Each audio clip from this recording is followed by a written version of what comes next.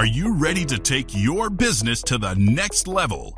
Every day there are countless books and articles that are published offering the key on how to make your business a success. It's easy to feel overwhelmed trying to keep up and run your business. That's why Deb Creer created the Business Power Hour. Keep up on the latest trends, best practices, and techniques for how to make your business a success. Let the Business Power Hour do the heavy work for you. Good morning, good morning. I am Deb Creer, and I am passionate about giving professionals the tools that they need to make their businesses and themselves as successful as possible. And today, I always talk about how much fun it is to have repeat guests on. We have a little different flavor to that today. Several months ago, I spoke with Ron Imbach, and now we're going to be speaking with his partner in crime. And so we're going to have so much fun today talking with Chip Ellis. So welcome, Chip. How are you doing today? Thank you so much, Deb. Great. Thank you. Great to be here. Well, let me tell people a little bit about you, and then we will dive into this. So Chip Ellis's passion is to see every small business owner become victorious in what they want and earn what they deserve. He is the founder and president of the International Association of the U.S. Government Contractors. Since 2008, the association has empowered more than 2,000 small businesses to capture federal contracts without bidding, without all the mind-numbing red tape, and without needing to hire expensive government consultants. Chip has held CEO positions throughout Asia, Europe, South America, Africa, and the U.S. He speaks Thai and graduated from the University of Michigan's Ross School of Business Administration. So again, Chip, welcome. Thank you. Thank you. Great. Woohoo!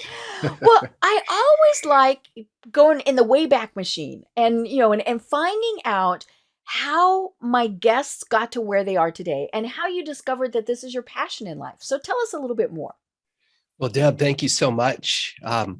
I was a serial entrepreneur. I guess I still am. And I was in the telecom industry for over 30 years, buying and selling companies, and did over 10 startups. So if you see me twitching here a little bit, that's why. And back in 2006, the U.S. Chamber of Commerce called me, and they said that they had a program to teach small companies how to get federal contracts without the bid process. And I'm like, really? You can do that? That exists? Does that exist? What? And so for 2 years, I was the executive director at the U.S. Chamber in Washington, D.C. Now, for your audience, they're not part of the government. They're the largest chamber in the United States, is the U.S. Chamber. And they focus, they're actually the largest lobbyist in the U.S., even larger than labor unions. And so for 2 years, we just helped thousands of small businesses get these no bid contracts. And then in February of 2008, you guys will probably remember that. Things kind of went a little topsy-turvy. Little crazy.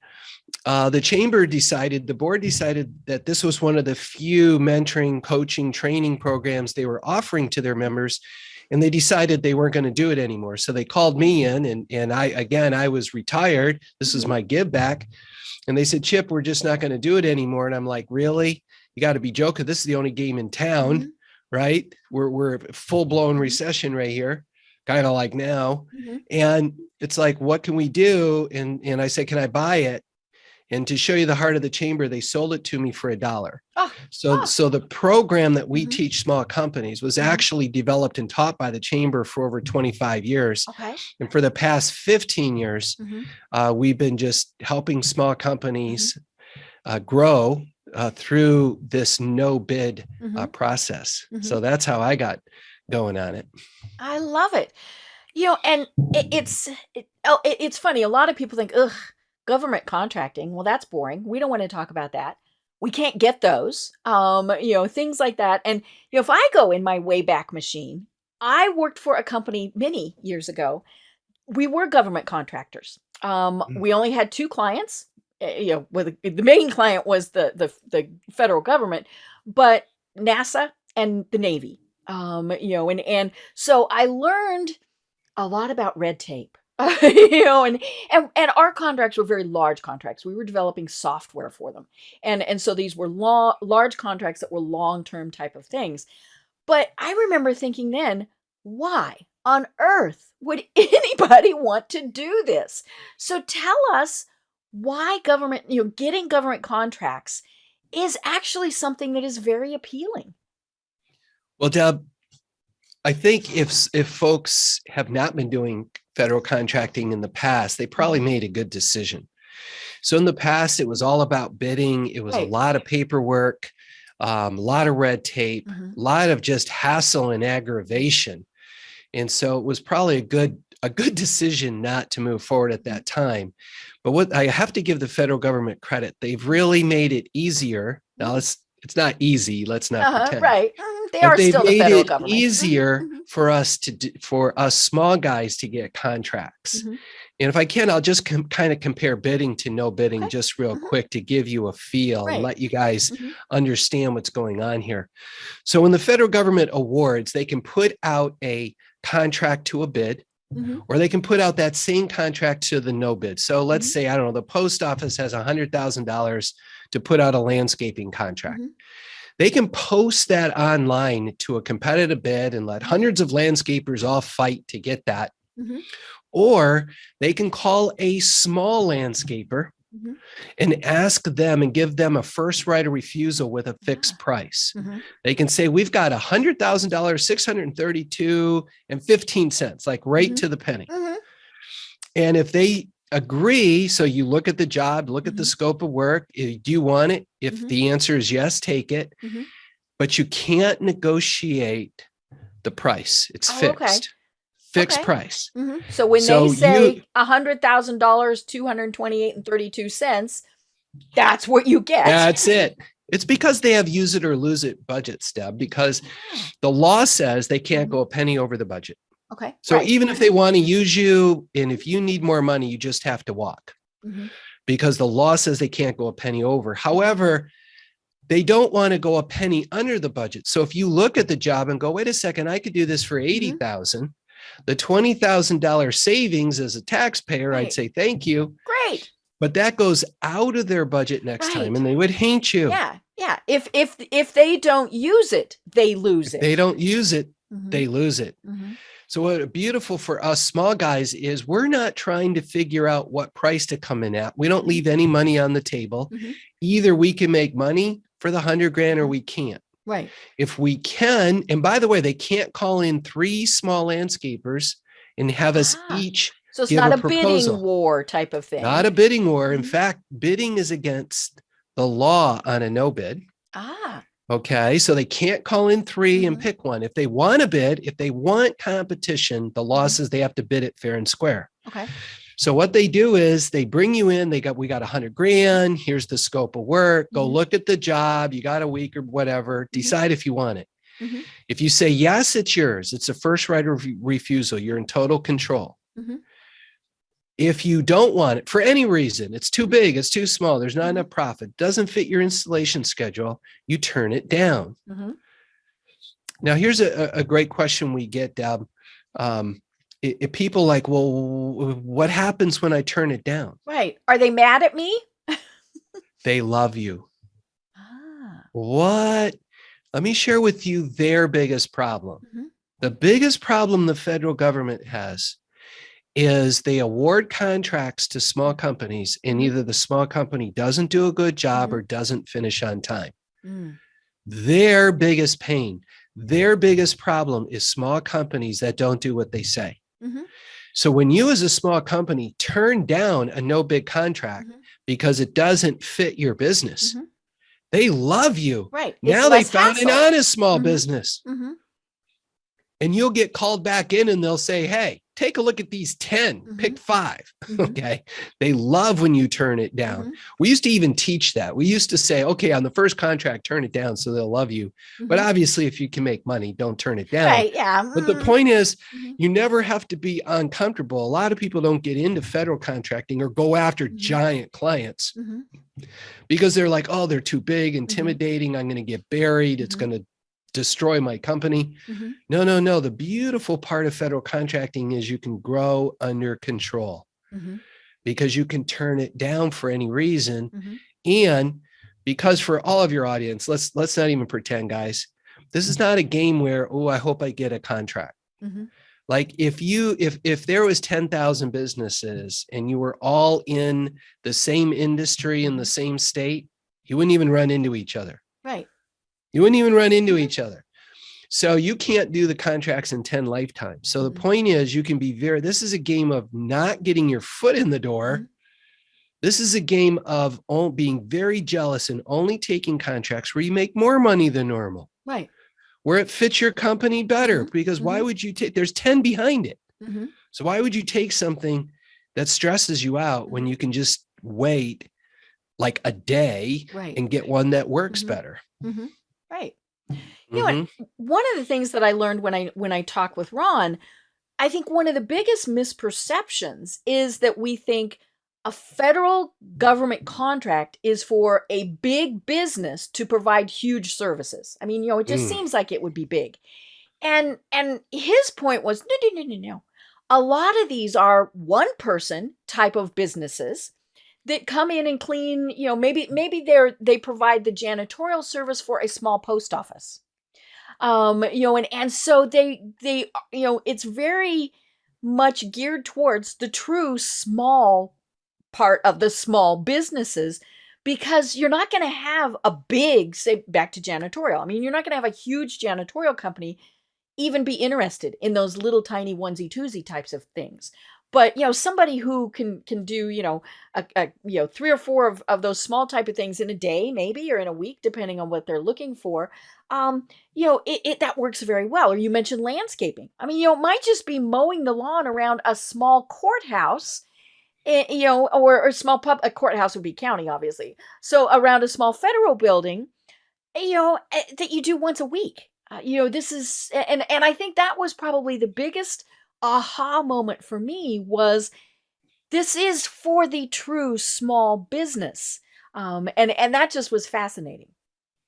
Well, let's talk about some of the laws too that make this happen. Right. So guys, there's 3 laws that force them to use small companies. Okay.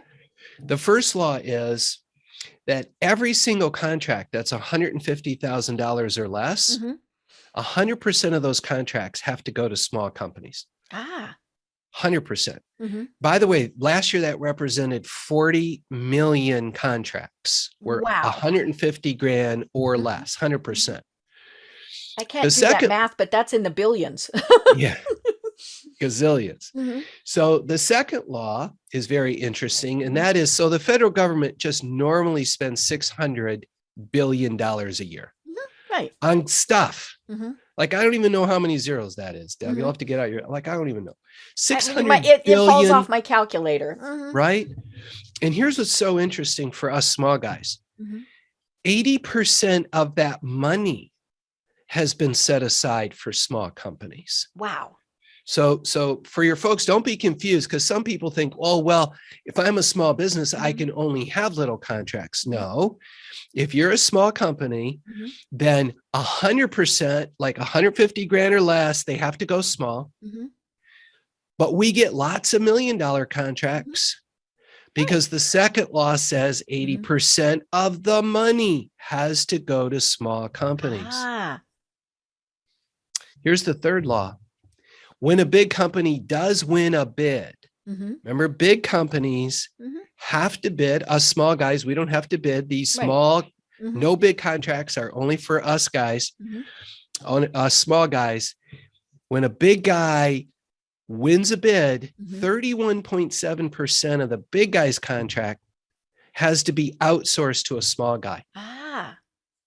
So think about this. Every contract under 150, 80% of the contracts that are bigger than 150. And when a big guy gets a contract, almost a third of their business has to be outsourced to a small guy. This is a small business game, not a big business game. Right. And I guess the next big question is, so how do I even find out and even start this process? Well, that's a good question. And here's part of the part of the issue is, Deb, there's got to be 100 right ways to do federal contracting, without exaggerating, 100 right ways. And so when you look to do this yourself, one of the reasons a lot of folks haven't jumped in is there's got to be 1 million pages on Google. Like, can you research on Google how to do it? Yeah, there's 1 million pages. Good luck with that. There's 1,000 pages of the law. So if you don't have a couple years, 8 hours a day, it's very difficult to do it yourself. The other choice you have is you can hire a consultant. Now, consultants, very good consultants out there, but they generally charge about 20 or 30 grand a month and half your profit. So while they can get you contracts, it's not real practical for it's got to be a big contract. It's got to be. Yeah, they're really geared for the big guys. So where our association comes in, where the U.S. Chamber came in and now us, is we're kind of the third path where instead of being a consultant, we're a coach where we coach our clients how to find these no bid contracts, how to do their paperwork, and we put them on a very straight path to get contracts. And the good news is, unlike a consultant, which you really can't get away from them because they know how to do it, you don't. They're just getting you contracts. You don't know what they're doing. Right. We teach our clients how to do it. So after a year or two, they've made a few million bucks, they can get away from us because they get it now. It's like, we love you, but right. Yeah. Bye. Right. So I would recommend, whether you use us or not, doing getting into a coaching program as opposed to either trying to do it yourself, maybe just too long to do. I mean, there's nothing I teach you can't find on Google. Literally, there's nothing. But good luck finding, it all in one place, and you get started on this way, then that way, and the other way, and consultants just aren't real practical. Right. So we've kind of bridged that gap of. I love that because, like I said, over 30 years when I was doing this, I remember, of course, this was right about the point where Al Gore invented the internet. So, Google didn't exist, so and I remember that we would get these reams of paper, and it was this weird, almost tissue like paper. Right.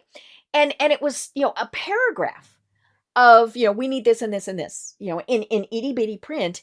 And one of my jobs was to go through. And now granted, there's, we all know the federal government loves acronyms. It also loves numbers. And so, we were able to, we knew what numbers we were looking for and things like that. And so we would go through and look, but that was just such a pain. Oh. And, and that's where I really initially learned the power of relationships. You needed to know the buyers. Because then they would say, hey, we've got this upcoming opportunity that you might want to think about.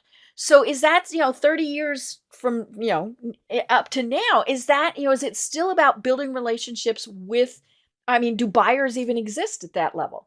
Yeah, Deb, that's such a good question. And guys, so bidding is all non-relationship. So to do bidding, which you don't want to do right now, but to do bidding, you find a website and you download the bid and you dot your I's, cross your T, you put a stupid low price and put it in, very competitive. Right.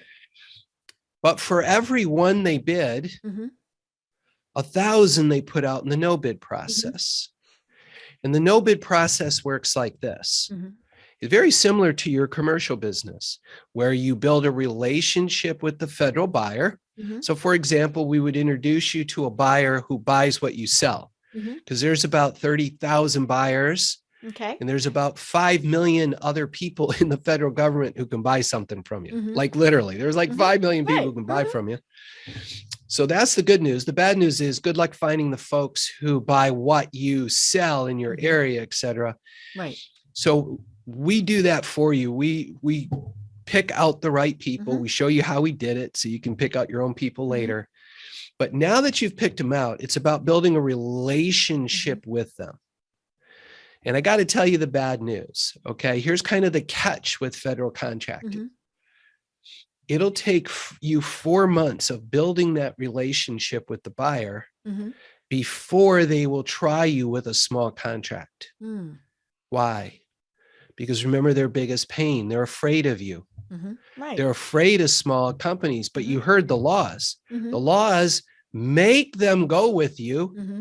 Like when your paperwork is right, which we do for you also, when you have proper paperwork, they're forced to give you a try. Mm-hmm. But if you don't do a good job, they're not forced to try you ever again. Mm-hmm. Right. Because they got stung. You know, Because they got don't want to have to stung do that again. Again. Mm-hmm. So they make you build a relationship over 4 months. That's why I laugh. People go, oh, this sounds too good to be true. It's like, yeah, okay. You build a relationship with these high level people for over 4 months and come back and tell me it's too good to be true. So it takes that kind of work. It's relationship work. You build the relationship and then they call you with that no bid contract. They'll say, hey, we got the $100,000 to cut the grass at the post office.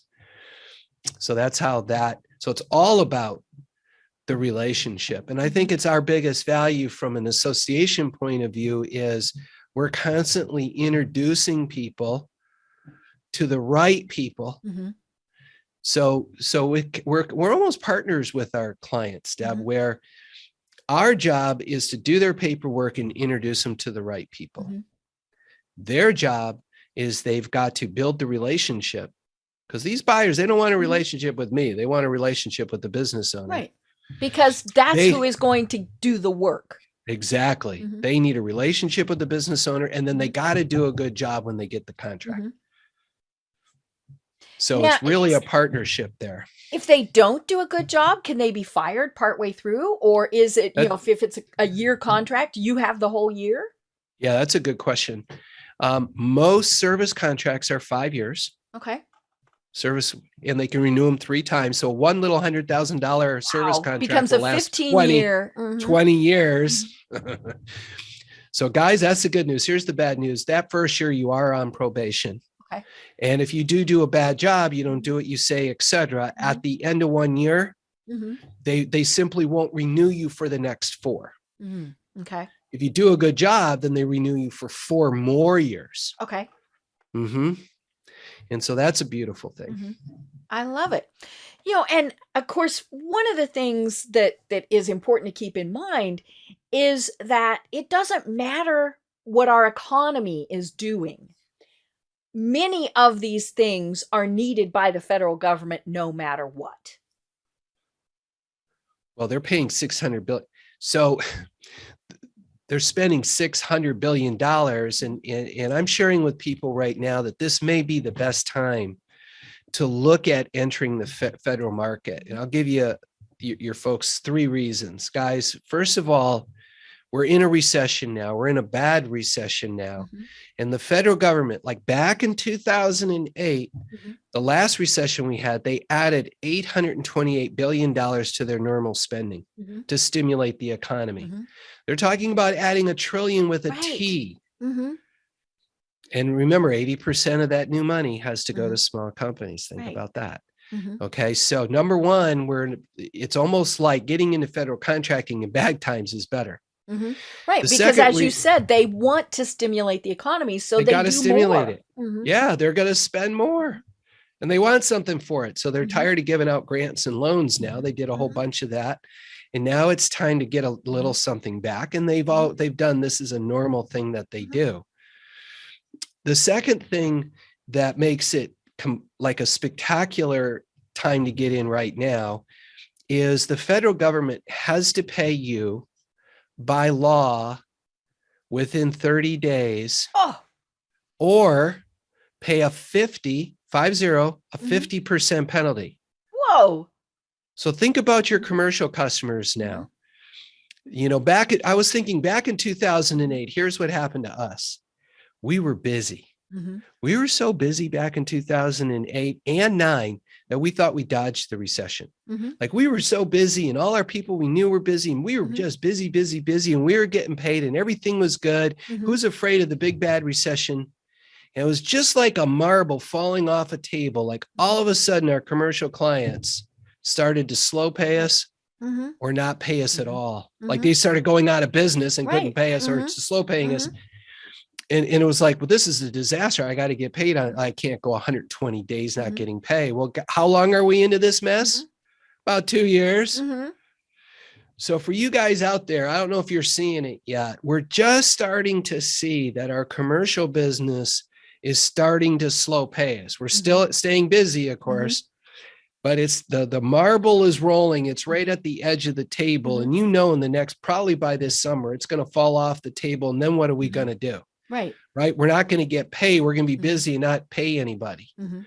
Right. So think about this for a second for your business. If you build a foundation of federal business that's recession proof, think about it. They spend more in a recession than they do in good times, that they have to pay you in 30 days so you can sleep at night.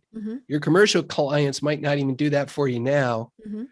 Because think about it. In 2 years, what's going to happen? We'll be out of the recession. The commercial business will be good again. Right. But what's going to happen 7 years later? Oh, yeah. It is very cyclical. Another recession, right? But we won't care because we've got a foundation of federal business. And so when all your competitors are crying that the economy is turning down again, you're like, yeah, well, I'm making it up with my federal business. Right. That's the point. And I was also thinking, it was funny, we were talking politics before we started the program. And in many ways, this is also not really dependent on, who's in office. Grass still needs mowed. I mean, all of those various things. And clearly there are some trends that the federal government likes to do, depending on which party is in power. But, a lot of the basic stuff is the basic stuff, no matter who is in charge. I mean, think about it, Deb. There's 361,000 federal buildings across the country. They need janitors. They need HVAC. They need all of those repair. things. They need, They need any type of building maintenance, repair, and operation. IT is the number one thing they buy. Right. So if you're in IT, and I don't care what niche, whether it's custom software, cell phone, telecom, cabling, any type of IT/telecom, that's the number one thing they buy. Number two is that building maintenance, repair operations from the landscaper, the remodeler. Not a lot of new construction, old construction. Number three, anything that has to do with energy, energy from LED lights to solar. Okay. Anything like that's amazing. Obviously, PPE and medical equipment comes in at number 4. And we've got on our website, which is fedprofits.com, we've got a list of the top 40 industries that they buy. I love looking at that list. It's always very interesting. People are always wondering, do they buy what I sell? And if you go to the list, guys, if your industry is on the top 40, then you can't, then they spend billions and you can't possibly, you can get your share. Right. You know what I'm saying? So if you're not in that top 40, actually, seriously, I mean, could you get federal contracts? Yes, but I wouldn't recommend it. Right. It's just going to be a little bit more difficult. It's going to be more difficult. Right. And I love reading your list. This one kind of threw me. Obsolete computer parts. Oh, yeah. And my guess is that's because they're still using that equipment and they need to repair it, maintain it. Any type of parts. If anyone who does industrial parts, computer parts, automotive parts, huge, because they're constantly, they have the biggest auto fleet in the world. They have, it goes on and on and on. Right. And I mean, a lot of these are, kind of what we would call the blue collar type of things. So, I'm looking at masonry work, paving, elevators, bridge repair, fences, dredging, security. I mean, things like that. And so those are great things. But of course, what caught my attention, marketing and PR services. And so, I mean, yeah, that one. So clearly they do need a wide variety of things. And I was thinking it is easier to outsource. We all know that, in many cases, than to hire an employee to be doing those things. There's just so many costs that pertain to bringing an employee on board. It is easier to outsource. Yeah, it's easier to outsource. And in fact, it's easier to tell your audience what they don't buy. Right. So guys, they don't need banking services because they print money. Okay. Right. Don't They need it. they they, Sorry. they do their own. They do their own. They don't need insurance services because they basically self-insure everything. Right. Mm-hmm. And it's really a kind of a business to business game. Mm-hmm. Yes, some of the, all of the military bases has residential housing on it. But for the most part, if you're in HVAC, you got to know how to work on the big ton units on the roof, not the Right. little home Mhm, ones. So mhm. it's really kind of a commercial. Mhm. So if you're in commercial janitorial services, commercial painting, Right. commercial remodeling versus Mhm. residential. Right. But they You know, buy everything else. yeah. And of course the nice thing is all of the different sizes of things that are available. I mean, thinking post offices would be, a great example. I'm from a very small town in the Colorado mountains. Our post office was, I don't know, maybe 300 square feet. Is a little bitty building. And, and then of course you have your huge metropolitan sorting facilities and things like that. So clearly there's a wide range of services that are needed. Yeah. And speaking of professional services too, Deb, not because we could go on and on about what they Mhm. need, but management consultant is one of the Mhm. biggest things they buy. And here's Mhm. why. They spend literally billions of dollars on management consulting Mhm. because think of the federal budget in three buckets. They have the entitlement bucket. Mhm. Let's call this is your Social Security, your Medicare, Mhm. that type of stuff. Mhm. That's a bucket that they don't touch. Right. The second bucket they have is for people. Mm. I mentioned there's 5 million federal Mhm. employees. Mhm. That's this. And by the way, that budget gets approved every year. Mhm. So if you hear that Congress is going to shut down this year, Mhm. basically what they're saying is they're not going to pay people their salaries. Mhm. Now, no one freak out because here's what happens when they shut down for 3 weeks. Mhm. For And we've seen it example, happen. Mhm. we've seen it happen. When the people come back, they get their back pay. Right. It's just that, squeaking So by what was the sometimes in point? that little time frame. Mhm. What was the point? Mhm. It's Right. like when they come back, they get all their back pay and they Mhm. got a Mhm. 3-week vacation. So Mhm. let's not feel bad for them. Mhm. And the third bucket is our bucket, Mhm. the 600 billion for goods and Mhm. services. The second bucket that every year Congress approves labor, our bucket Mhm. grows by 3% Mm. plus inflation, Mhm. which is important this year, up to 10% with no congressional approval. They can't stop it. Ah. So no Oh, no backroom dickering. there's no backroom dicketing. Mhm. And the reason they love management consulting right now is they can control the people budget. Mhm. So what you're seeing is that with people as they retire, you can imagine with 5,000 people every day, people are retiring just Mhm. naturally out of the federal government, quitting, moving. They're not replacing them. Mhm. So the federal government's trying to do more with less people. Mhm. So what do? Now there's more demand to outsource because Right. our bucket, Mhm. so they can either hire it Mhm. inside or they can Mhm. outsource it. If they hire it inside, they come, the congressional budget every year. Mhm. If they hire your company to do the work, they can't, the budget just grows every Right. year. Mhm. Mhm. I love it. Isn't that cool? And I still can't get over the fact that they have to pay within 30 days. Because way back when I worked for the government contractors, 120. I mean, at 120 I could start, and part of my job was I got to be the person who nagged because I was also the person who submitted the invoices. And so I never even bothered at 30 days. 60 days I would go, 90 days, I might make a phone call.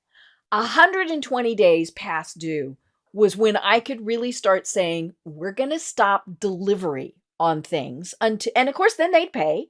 And I'm like, "Ugh, why do I have to do this all the Yeah. time?"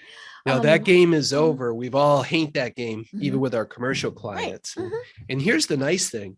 The law says for small companies, for us Mhm. little guys, they have to pay us in 2 weeks, Mhm. but there's no penalty until day 30. Ah. So most of the time, the vast majority of time, you will be paid in 2 weeks. Right. However, I've Mhm. seen them take the full 30 days. Mhm. In my entire career, I can only give you one example of someone who was paid late. We had New Paradigm Construction in Miami. They went to the VA hospital. The VA hospital is the largest hospital system in the Right. world. Second largest hospital system in the world, not Advent. The Army hospital system. So the two largest hospital systems in the world are federal agencies. Guys, there's only 4,600 federal agencies. Sorry, there's only 4,600, like the post office, the Army, the Navy, the Air Force, the Social Security, etc. And this is how they did it. They were just able to get these people in. So it's just crazy. Right. Right.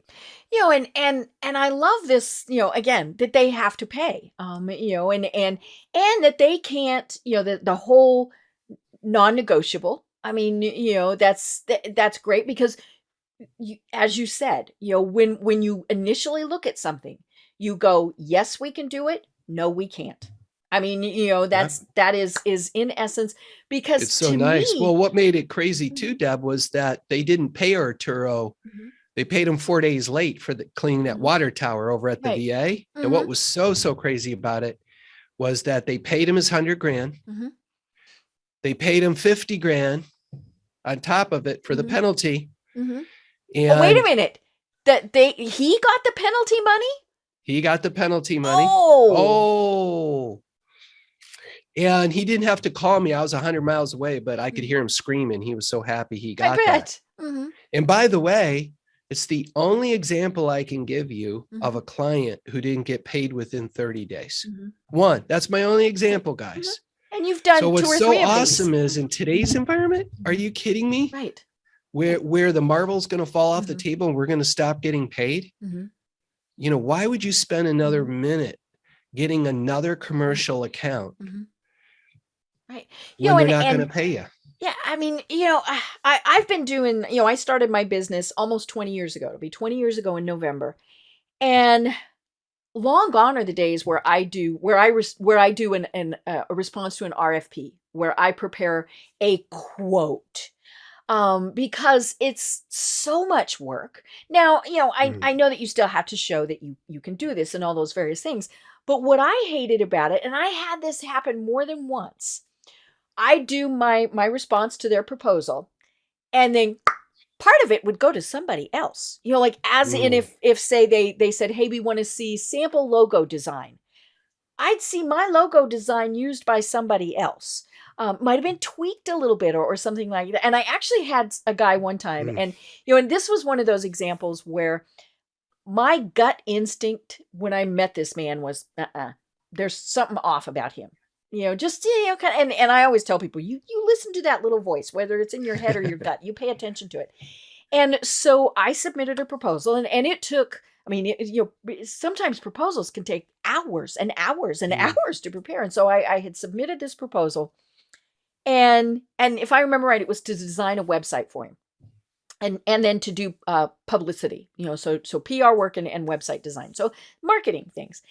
And he came back and said, I really like you. So see, that was kind of one of the creepy parts about this. I was like, okay, because that was just a little weird the way he put it. But more importantly, he emailed me someone else's proposal. And he said, I liked their proposal better. Can you implement it? Now, he had redacted their name out, except he missed one. And I knew who they were. And I contacted him and I said, you got a problem. I'm not going to tell you what to do. I said, but you need to know he provided me with your proposal. And, and I mean, that was just so creepy all the way. And he actually had the nerve to get mad when I told him, oh, no, dude, not going to happen. And then when he knew that I had basically ratted him out to the other people. And so, and I think probably we've all had experiences, especially, depending on what we do, with doing all this work, submitting proposals, and, it's not enough, it was too much. I mean, all those various things. And so I just love this concept of, here it is. Can you do it? Can you not do it? Okay, fine.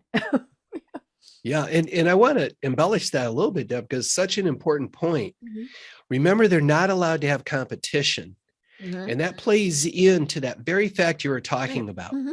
So what happens is with a bid, guys, there's a bid specification and you got to bid to that. Like you got Right. to answer that. And you may look at that bid and go, wow, this is crazy. And why Mhm. do they want a red door on page 5 and a green door on page 10? And what's going on? Mhm.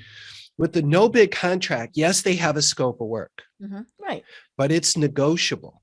Mm. Everything's negotiable but the price, Okay. the terms, Mhm. everything. Now, Mhm.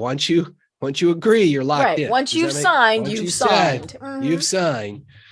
But what happens is they'll come to you and say, hey, like in other words, you can give them ideas as long as you stay in the budget. Okay.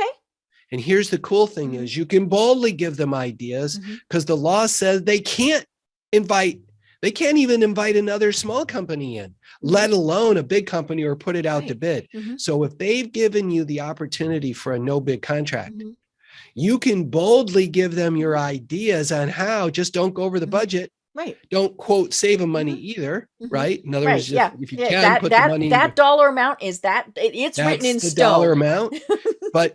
But oftentimes you're going to see that you'll be able to really help them and they really love that. And that'll help build the Right. relationship that not only did you do a good job, yes, you got to do that, but you can boldly give them ideas without fear that they'll steal them and take them somewhere else.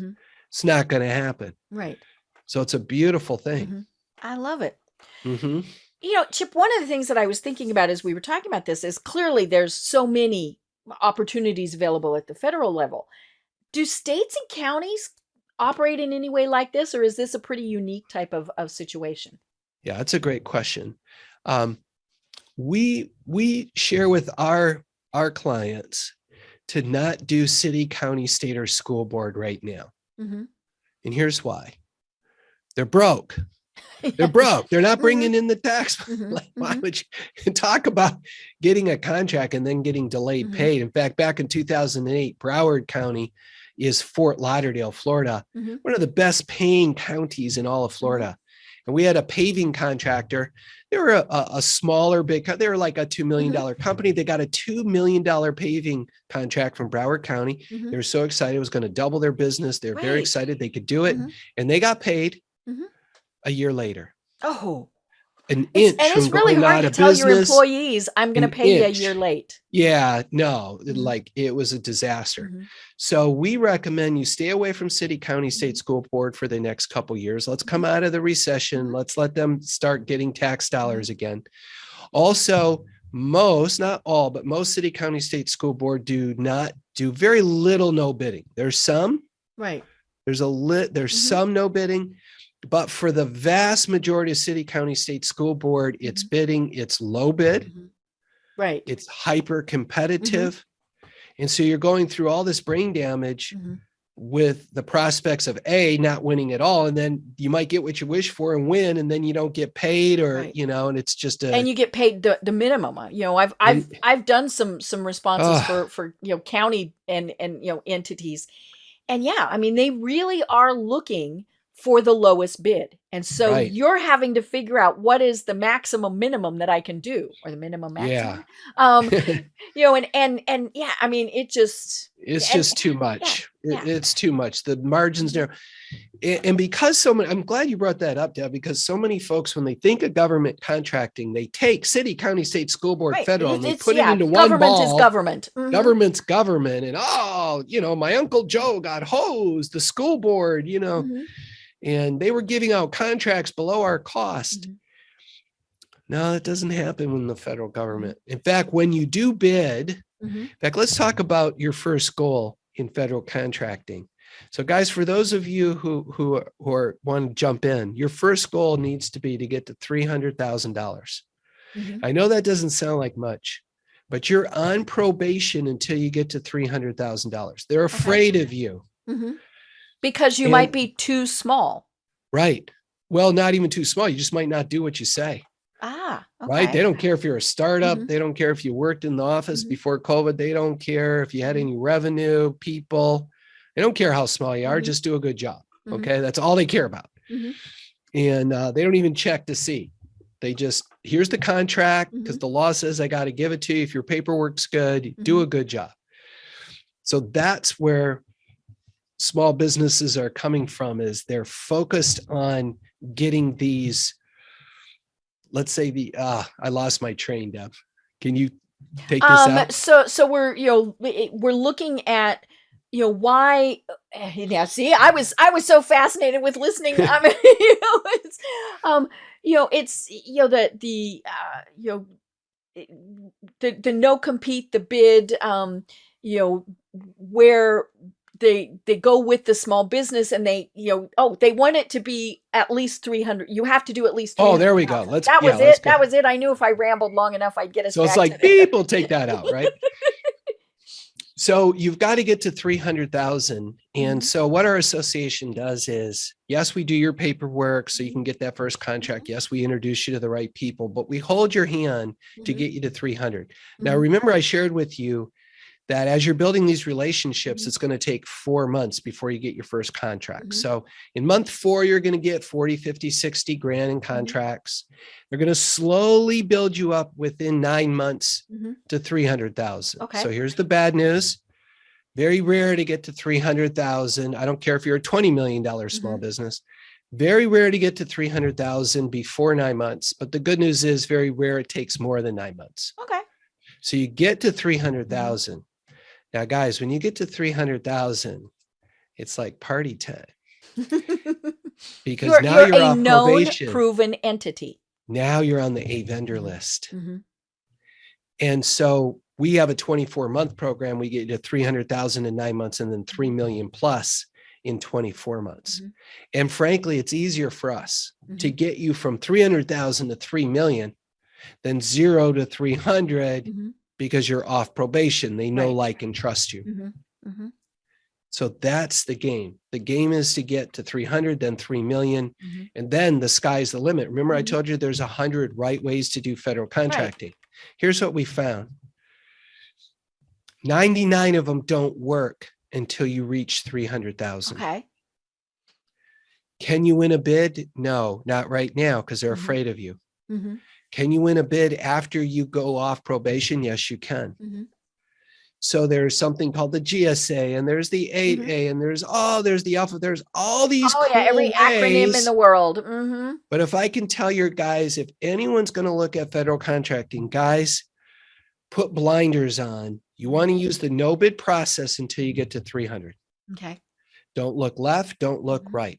Because anything will be a waste of time. The minute you get to 300,000, then we get back together and go, how big do you want to make this? Well, we're a $20 million company. We want 40 million. We can do that. It just means we'll add 15 best practices instead of 3. You might say, no, I'm a small company. I'm going to be happy with 3 million. Okay, then you can live happily ever after. Hey, I want 10 million. So what the beautiful part of federal contracting is we can move the dial up, but we can also move it back depending on the season you're in. Okay. Hey, I'm in a season where I can blow it apart, turn it up. Hey, I'm taking care of some aging parents. Oh, we might have to turn it down for a year. Oh, federal contract is so beautiful. Why? Because they're going to offer you the opportunity. You just turn it down if you can't take it. Right. And like you were saying, they prefer that you say no, so they don't have to deal with you saying yes and then going, oh. Exactly. Now, Chip, one of the things you mentioned is the paperwork. And I think probably everybody thinks, oh my God, when I have to do paperwork for the federal government, they're going to ask me for my firstborn child. They're going to make me do blood work. They're, all of these various things, and so what are we talking about when for that initial paperwork to kind of get things started? Well, there's 2 registrations that have to be done. One's called SAM and one's called the SBA registration inside SAM. And these 2 registrations, there's no filing fee.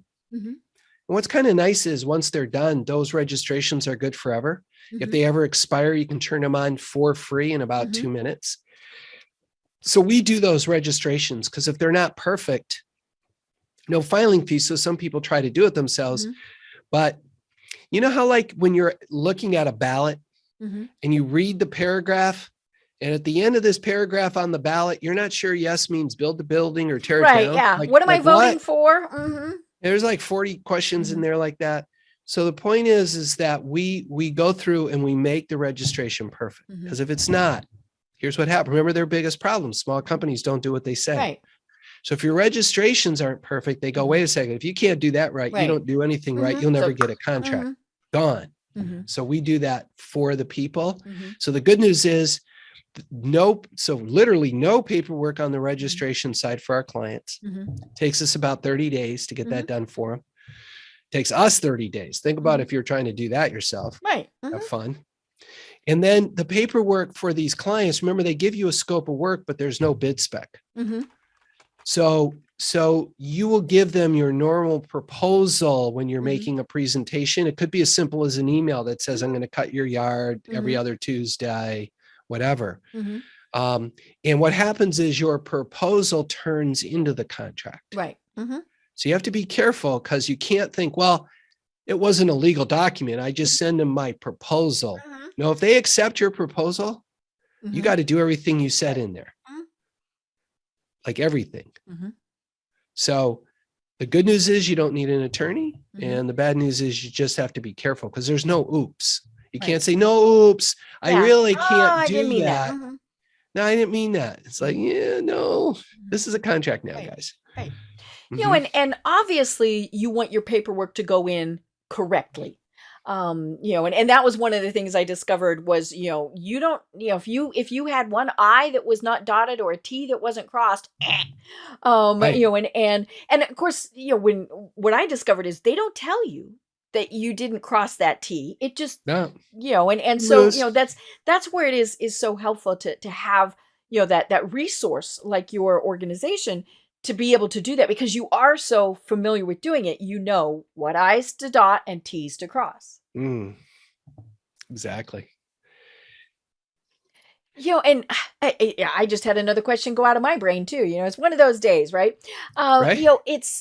It really is. It's just fascinating to me to be thinking about this because as we were saying, these contracts don't go away. That need is still there. I mean, we're not talking about defense contractors and things like that. These are, as I was saying, these are a lot of the blue collar services that, they always need janitors. They always need HVAC. They always need landscaping.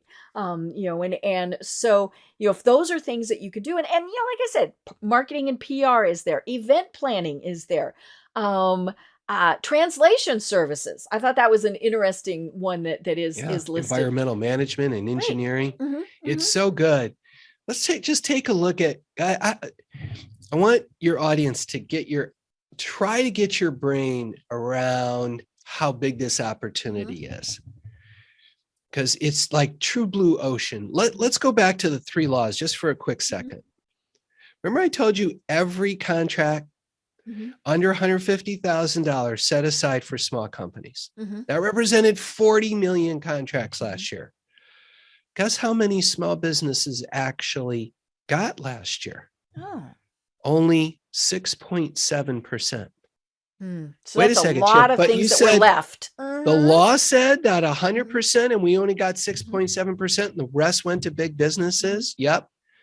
Remember the law, 600 billion, but 80%, $480 billion set aside for us. Over $300 billion that was supposed to go to small companies went to big companies instead. Right. Because no small business was there. No, either a small business didn't show up, or if a small business showed up, we didn't show up properly. Right. So think about this, guys. When you show up properly, that's the paperwork we do for you. When you show up properly, we're forcing them to use you. They have to give you a try, not because we're so great. It's because they have to. Right. You do a good job. Now think about this. 9 out of 10, more than 9 out of 10 contracts, more than $3 out of $4 are going to big companies instead of small, simply because we're not playing the game. Listen to this crazy stat. Here in the U.S., only 2% of small businesses that should and could get a contract are playing the game. Mm-hmm. Right. Like guys out there, if you will just like, you will eliminate 98% of your competitors by simply playing the game. I'm sorry, fixed price, non-competitive. That seems pretty basic to me. They have to go small. You don't have to. Right. I mean, come on now. Why wouldn't you give that a try? Right? Well, oh my gosh, Chip, we are almost out of time. And I do have one more question that I want to make sure we get in. Please. What about diversity? Are they looking for minority-owned businesses, women-owned businesses? I mean, is that a priority or? Yeah, that's a super important question. Let me answer it this way. They have about 6 what are called set-aside categories: the woman-owned business, the minority, woman minority, the golden set-aside check mark is the service-disabled veteran-owned business. Hub zone, where you're headquartered in a disadvantaged area. Okay. So yes, they have said about 20% of their contracts are set aside. So if you don't have a set aside, the 80% times 600 billion, like plenty of contracts for you. But let's suppose that you had this perfect contract and they wanted a woman-owned business and that's not you. Don't do this with city, county, state. But what the federal government allows you to do is team with the right set aside. So if you're not a woman-owned business, you can team with a woman-owned business and still get here's the bottom line. With federal contracting, unlike city, county, state, school board, you'll never lose a contract because you don't have the right set aside. How cool is that? That's cool. I love it. I love it. Because you might have a set aside, but that's the set aside they didn't want that time. You're woman-owned, but they want a disabled vet this time. Well, okay, the woman teams with the disabled vet. It's all good. Yeah. And you build great business partnerships that way. Well, Chip, I can see why Ron said Chip needs this whole hour, because this has been a great discussion. But tell us a little bit more about specifically the services that you provide and then how people connect with you. Well, thank you so much, Deb. So our association, we started back in February 2008. And we've helped thousands. And how we work is this. We have a very specific 24-month program. We call it our Fed Profit Community. And what we do is we bring you in, we do the paperwork, we introduce you, we hold your hand, we help you sell, and we help you get to 300,000 is the first goal. And then 3 million is the second goal. And we don't base it on, you can be a startup. You don't have to have any years in business to be qualified. Now, if you're not in the right industry, if you're interested, you can inquire. You can go to fedprofits.com. We got all our contact information there. It's FEDPROFITS, fedprofits.com. But hey, if you're not in the right, I would say have a conversation with us, have a 15, 20-minute conversation. And we'll make sure you're in the right industry. We'll make sure that you're a fit for the federal government. We can talk about the good, the bad, and the ugly. Will they be a fit for you? We'll talk about why you wouldn't make it to 300,000. Here's a little spoiler alert. If you can't do relationship selling, you probably don't want to do this. So I would say have a conversation with us. And we can let you know if at least your company is positioned to do federal contracting, whether it's a fit for you or not. We can have that discussion. But that's probably the first step is let's just see if you're a fit. If you're a fit for them and they're a fit for you. I love it. Yeah, and there's another little question, and maybe we just need to have another discussion about this, is what if you're a company outside the U.S.? Are these opportunities for you? There are. The same almost 80-20 rule. 80% of what they buy has no made in the USA requirement. 80%. So you can be anywhere. They do, in fact, your clients, you all know the World Trade Organization. They have a treaty called the Government Procurement Act, GPA, not grade point average, Government Procurement Act. In this treaty, there's 41 countries that have US status. For example, if you're in the UK and you want to sell something to the federal government, it's as if you're an American company because your government has American companies, Mm-hmm. are like a UK company in your Right. country. Mm-hmm. It's Mm-hmm. this bilateral treaty. Taiwan. Taiwan can sell Mm-hmm. anything in the US, Hong Kong, Japan, South Korea, most of Western Europe. You have US status. Mm-hmm.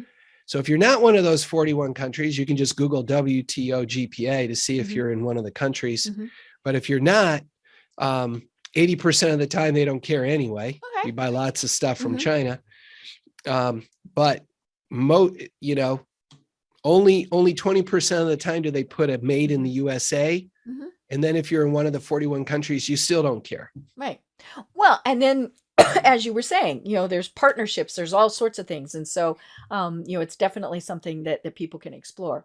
Oh, yeah. Well, oh my gosh. Chip, this really has been so informative and so interesting. Do you have any final thoughts that you want to leave everyone with? The final thought is, guys, we're in for a couple crazy years, aren't we? Mhm. And I hope that this might be an idea for some of you, that you'll be able to not just survive during the next year or two, but actually thrive through the power of these no bid contracts. So looking forward to talking to you all, and I have a love blessed it. day. I love it.